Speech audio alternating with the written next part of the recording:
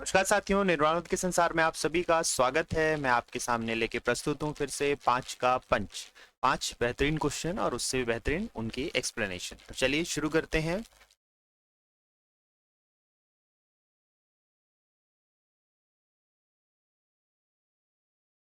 पहला क्वेश्चन आपके सामने प्रस्तुत है। Practice makes a man perfect can be example of which law of Thorndike. अभ्यास मनुष्य को परिपूर्ण बनाता है, थॉर्नडाइक के किस नियम के उदाहरण हो सकता है? तो यहाँ पर अगर हम देखें तो जो थॉर्नडाइक के 3 प्रमुख नियम हैं, 3 हमारे प्राइमरी लॉज हैं, उसमें से पहला ही लॉ ऑफ एक्सरसाइज, अभ्यास का नियम, रिफ्लेक्ट करता है कि practice makes a man perfect, अभ्यास परिपूर्ण बनाता है। इसके अलावा जो बाकी दो लॉ हैं, जो प्राइमरी लॉज हैं, वो है लॉ ऑफ रेडीनेस, तत्परता का नियम, लॉ ऑफ इफेक्ट, प्रभाव का नियम। लॉ ऑफ रेडीनेस यानी जब तक बच्चा लर्निंग के लिए रेडी नहीं होगा तब तक लर्निंग नहीं देखने को मिलेगी, जब तक बच्चा अधिगम के लिए तत्पर नहीं है तब तक अधिगम देखने को नहीं मिलेगा। एंड लॉ ऑफ इफेक्ट हमें देखने को मिलता है कि जिस भी रिस्पॉन्स से पॉजिटिव इफेक्ट मिलते हैं उनका लर्निंग होता है, और जिससे नेगेटिव इम्पैक्ट मिलते हैं उनका लर्निंग नहीं होता।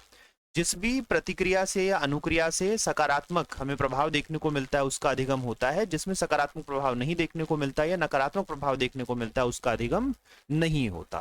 तो उत्तर यहां पहला है। चलिए अगले प्रश्न की ओर चलते हैं। An individual who is lacking in achievement motivation would exhibit, एक व्यक्ति जिसमें प्रेरक उपलब्धि की कमी होगी। तो यहां पर प्रेरक उपलब्धि या प्रेरक अभिप्रेरणा, अचीवमेंट मोटिवेशन की कमी हमें देखने को मिल रही है। यहां बात की गई है कमी की, लैकिंग की बात की गई है। तो ये मैक्लीलैंड ने दिया है। मैक्लीलैंड ने जो हमें अभिप्रेरणा के प्रकार दिए हैं उसमें से एक अभिप्रेरणा का प्रकार है अचीवमेंट मोटिवेशन, उपलब्धि प्रेरक या उपलब्धि अभिप्रेरणा। जिसमें ये नहीं होता उसमें निराशा होती है, पेसिमिज्म होता है। यहां हमें सीधा सीधा देखने को मिलेगा कि वो पेसिमिस्ट होगा। वहीं पर प्रैग्मेटिस्ट होगा, जो कि प्रैग्मेटिज्म हमें जॉन डीवी का देखने को मिलता है। वो किसकी बात करते हैं? वो कहते हैं जो कि कार्य के आधार पर बात करता है वो व्यवहारवादी हो जाता है, प्रैग्मेटिस्ट हो जाता है। ठीक है। और सेल्फ एश्योरेंस, आत्म आश्वासन कब होगा? जब इंडिविजुअल खुद ये बिलीव करता है कि वो चीज कर सकता है। जबकि पॉजिटिव आउटलुक की बात करते हैं, सकारात्मक दृष्टिकोण की बात करते हैं, जो हर चीज के लिए ये बिलीव करता है कि the time will get better, समय और बेहतर होगा। तो उत्तर यहां दूसरा रहेगा। चलिए अगले प्रश्न की ओर चलते हैं। बिल्कुल लड्डू क्वेश्चन है। RT act was enacted in the year, RTI अधिनियम इस वर्ष लागू किया गया था। तो जैसा कि हमें पता है कि आरटी एक्ट जो पास हुआ था संसद में वो हुआ था 2009 में। जो पारित हुआ था संसद में वो हुआ था 2009 में। लेकिन जब इनेक्ट किया गया, लागू किया गया, वो किया गया था मार्च 2010 से।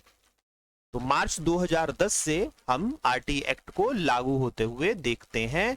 ये विद्यालय व्यवस्था में लागू किया गया 2010 से, कि सितंबर 2009 में ये पास हुआ, पारित हुआ, और फिर इसको अगले वर्ष के शैक्षणिक अकादमिक वर्ष से, एकेडमिक ईयर जो होता है हमारा मार्च से चलता है, तो इसलिए मार्च से इसको लागू किया गया था, मार्च 2010 से। तो उत्तर यहां पहला रहेगा। चलिए अगले प्रश्न की ओर चलते हैं। In Rorschach ink blot test for how long can the examinee keep each card, Rorschach स्याही के धब्बा परीक्षण में परीक्षार्थी प्रत्येक कार्ड को कब तक रख सकता है? जैसा कि हमें पता है कि हरमन रोशाक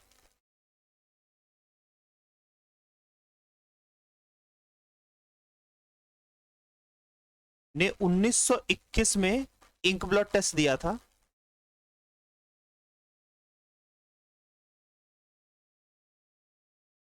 जिसमें 10 इंक ब्लॉट कार्ड्स होते हैं।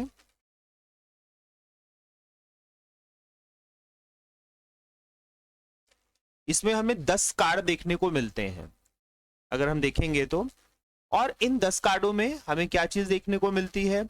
हमें यह देखने को मिलता है कि ये 10 व्हाइट शीट के ऊपर होते हैं, जिसमें 5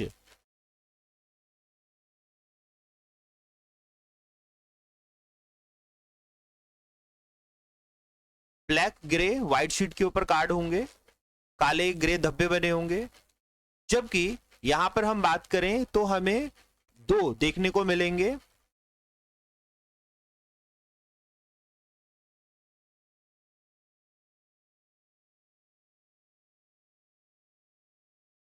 ग्रे रेड ब्लैक, यानी हम रेड कार्ड्स कह लेते हैं इनको। और फिर 3 हमें देखने को मिलते हैं मल्टी कलर, ब्लैक नहीं होता इसमें। तो ये टोटल 10 कार्ड्स होते हैं जो हर बच्चे को, हर जिसके ऊपर हम टेस्ट कर रहे हैं, हर एग्जामिनी को हम 5 मिनट के लिए देते हैं। और इसको प्रोजेक्टिव टेस्ट कहते हैं, क्योंकि बच्चा जो इसके ऊपर, इसको प्रक्षेपी परीक्षण कहते हैं, क्योंकि बच्चा जो इसके ऊपर अलग अलग प्रक्षेपण दृष्टिकोण देता है, उस हिसाब से हम बच्चे के पर्सनालिटी का एक तरीके से हम प्रोफाइल बनाते हैं, हम पर्सनालिटी के व्यक्तित्व की पहचान बनाते हैं। उत्तर यहां तीसरा रहेगा। चलिए अगले प्रश्न की ओर चलते हैं।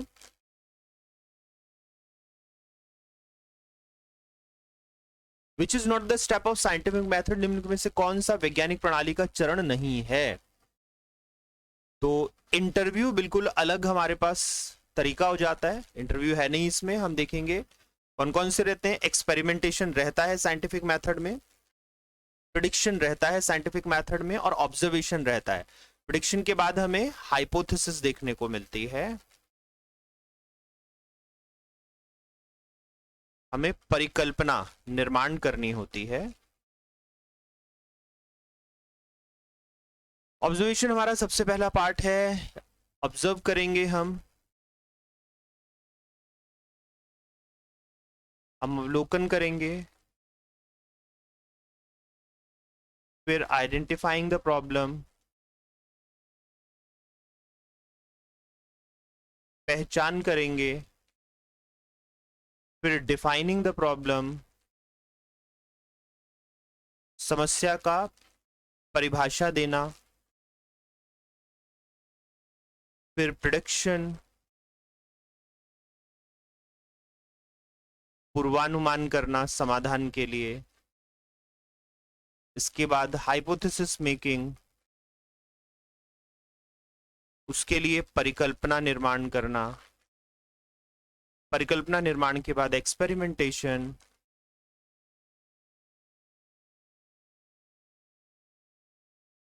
फिर प्रयोग करना, इसके बाद वेरिफिकेशन ऑफ हाइपोथेसिस, परिकल्पना की जांच करना, और वेरिफिकेशन के बाद हमें देखने को मिलेगा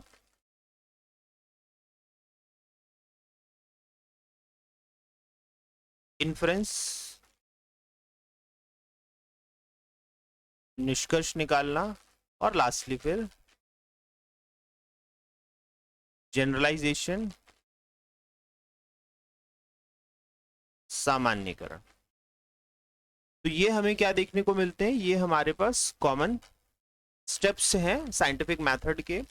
इसमें कलेक्शन ऑफ डाटा भी आ सकता है कि हम डाटा कलेक्ट कर लेते हैं वेरिफिकेशन से पहले। कई बार कलेक्शन ऑफ डाटा भी कुछ जगह देते हैं, कुछ जगह हम बिना उसके भी काम कर रहे होते हैं। तो ये हमें क्या देखने को मिलता है, ये हमारा उत्तर यहां दूसरा रहेगा। इंटरव्यू इसका पार्ट नहीं है साइंटिफिक मेथड का। तो साथियों, उम्मीद करता हूं कि ये सारे प्रश्न आपको बहुत बेहतर तरीके से समझ में आए होंगे। इस तरह के और प्रश्न लेके मैं आपके सामने फिर से प्रस्तुत होता रहूंगा। जितने साथी इस वीडियो को देख रहे थे, आप सभी का धन्यवाद। अगली कक्षा में आप सब लोगों से फिर मुलाकात होगी, फिर मिलेंगे साथियों। नमस्कार।